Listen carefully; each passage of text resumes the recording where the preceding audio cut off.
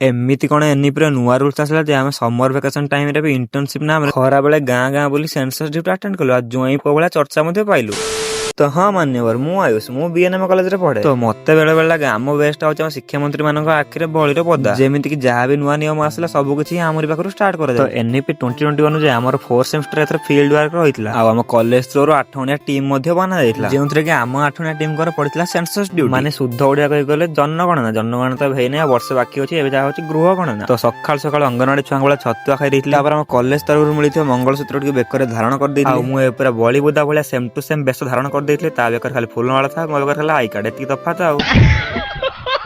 ତାପରେ 90s ର hero ମାନଙ୍କ ଭଳିଆ ଷ୍ଟାଇଲ ମାରି ଆମ ୟମା ଆଉରାନକୁ ଧରି ବାହାରେ ପଡିଥିଲି ଡ୍ୟୁଟିର ଫାର୍ଷ୍ଟ ଡେ ଆଟେଣ୍ଡ କରିବା। ଆସ୍ଥେଟିକା 14 ଆପଣ ଶୁଣିଥିବେ, କିନ୍ତୁ ବିଜିକା 14 ଏଇ ଦେଖନ୍ତୁ ଆପଣଙ୍କ ସାମ୍ନାରେ। ଏ ଭାଇ ଆମର ଏତେ ବିଜି ଯେ ମେସ୍ ଠାରୁ ନନ୍ଦପୁର ପର୍ଯ୍ୟନ୍ତ ଗଲା, କିନ୍ତୁ କାନରୁ ଟିକେ ମାତ୍ର ଫୋନ ନ କାଢିଲା। मतलब वो अलग ही लेवल का बंदा था। ଆଉ ଫାଇନାଲି ଆମେ ଯାଇ ସେ ଗାଁରେ ପହଞ୍ଚି ଯାଇଥିଲୁ, ଯୋଉ ଗାଁରେ ଆମର ଡ୍ୟୁଟି ପଡିଥିଲା। ଏଠି ଆମ ଭଳିଆ ଆହୁରି 5 ଜଣ ମହାନ ବ୍ୟକ୍ତିଙ୍କୁ ଦେଖିବାକୁ ମିଳିଥିଲା। ଏଠି କାମ ହଉଥିଲା, ଆଉ ଇଏ ସେ କାମକୁ ପୁରା ମନ ଧ୍ୟାନ ଦେଇ ଦେଖୁଥିଲା, ଯେମିତି କଣ୍ଟ୍ରାକ୍ଟର। ଆଉ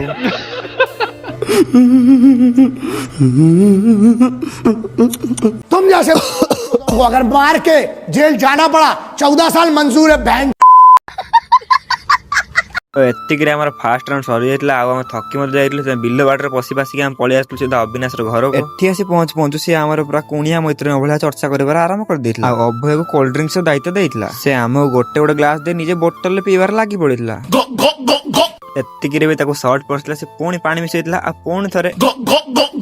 ତାପରେ ବଣ୍ଟିର ମୋର ସେଇ ଗାଁର ଲାଷ୍ଟ ଘରକୁ ଆଟେଣ୍ଡ କରିବା ପାଇଁ ସାରଙ୍କ ଅନୁକ୍ରମରେ ବାହାରି ପଡିଥିଲୁ। ଆଉ ସେଇ ଘରର ମଉସା ମଧ୍ୟ କଲର ଦୋଦ ଆମ ସବୁ ପ୍ରଶ୍ନର ଉତ୍ତର ଦେଇ ଦେଇଥିଲେ। ଆଉ ଆମେ ମାନେ ପୁଣି ଥରେ ଅବିନାଶ ରୁମ୍ ଫେରିଥିଲୁ। ଆଉ ତା ବେଡ୍ ଉପରେ କୁକୁର ଭଳିଆ ଚାକି ଚୁକେଇ ଶୋଇ ପଡିଥିଲୁ। ତାପରେ ଆମେ ଆଉ ଗୋଟେ ଗାଁକୁ ଡାଟା କଲେକ୍ସନ ପାଇଁ ଯାଇଥିଲୁ। ସେଠୁ ଡାଟା କଲେକ୍ସନ କରୁ ଫାଷ୍ଟ ଆମକୁ ସ୍ପ୍ରାଇଟ୍, ତାପରେ ଆମକୁ ଅରେଞ୍ଜ ଜୁସ୍ ମିଳିଯାଇଥିଲା। ଏଇ ଚେୟାରରେ ବସିଥିବା ବ୍ୟକ୍ତିଙ୍କର ରିଲେଟିଭଙ୍କ ଘର ମଧ୍ୟ ସେଇ ଗାଁରେ ଥିଲା, ଯେଉଁଠିକି ଆମକୁ ଥମ୍ସଅପ୍ ସହ ବିସ୍କିଟ ଖାଇବାକୁ ମିଳିଥିଲା। ଆଉ ଫାଇନାଲି ଏଇ ଜାଗାରେ ମତେ ପୁରା ଜୁଇଁ ପୁଅ ଭଳିଆ ଫିଲ୍ ହେଇଥିଲା, କାହିଁକି ନା ଏଠି ଆମକୁ ଛେନା ଖାଇବାକୁ ମିଳିଥିଲା। ସେଇ ଗାଁରେ ଟିକେ ଆଗକୁ ଗଲା ପରେ ଗୋଟେ ଛୋଟ ପିଲା ପିଜୁଳି ଗଛ ଚଢିଥିବା ଦେଖିବାକୁ ପାଇଥିଲି। ଆଉ ତାକୁ ଡରେ ଧମକେ ଓହ୍ଲେଇ ଦେଇଥିଲା। ମୁଁ ନିଜେ ଗଛ ଉପରେ ଚଢି ଯାଇଥିଲି, କାହିଁକି ନା ଆମ ଟିମରେ ଯୋଉ ପେଟକାଙ୍ଗାଳ ଥିଲେ ସେମାନେ ଗଛକୁ ଚଢି ପାରିନି, ଖାଲି ପିଜୁଳି ଖାଇବେ। ଖାସ୍ ସେଥିପାଇଁ ଏଇ 100 ଫୁଟର ଗଛ ଉପରକୁ ମୋ ଜୀବନକୁ ନଡରେ ଚଢି ଯାଇଥିଲି। ହେଲେ କଣ ମୁଁ ଗଛରେ ଚଢି ମୋ ହାତରେ ପିଜୁଳି ନାହିଁ, ଏ ଛୁଆ ହାତରେ 2ଟା ପିଜୁଳି। ତ ଫାଇନାଲ ଗାଇଛି ମୁଁ ହାରିଗଲି ଆଜ୍ଞା, ଆଉ ସେ ପିଲାଟି ଜିତିଗଲା। ଆଉ 2 ହାତରେ 2ଟା ପିଜୁଳି ଧରିଲା, ଘରକୁ ପଳେଇଗଲା। ଖାଲି ଆମ ଗ୍ରୁପରେ ଟିକେ ଲୋକେସନ ସହ ଫଟୋ ଛଡା ବୋଲି ମୁଁ ଟିକେ କାଗଜ ପତ୍ର ଧରି ବସି ପଡିଥିଲି ଲେଖା ଲେଖିରେ। ନହେଲେ ଇଏ ଡ୍ୟୁଟି କିଏ ନା ଆମେ କିଏ। ତ ଆଜିର ଭ୍ଲଗକୁ ଲାଷ୍ଟ ପର୍ଯ୍ୟନ୍ତ ଦେଖିଥିବାରୁ ଧନ୍ୟବାଦ। ତ ରହୁଛି, ପୁଣି ଦେଖା ଗୋଟେ ନୂଆ ଭ୍ଲଗରେ। ଜୟ ଜଗନ୍ନାଥ।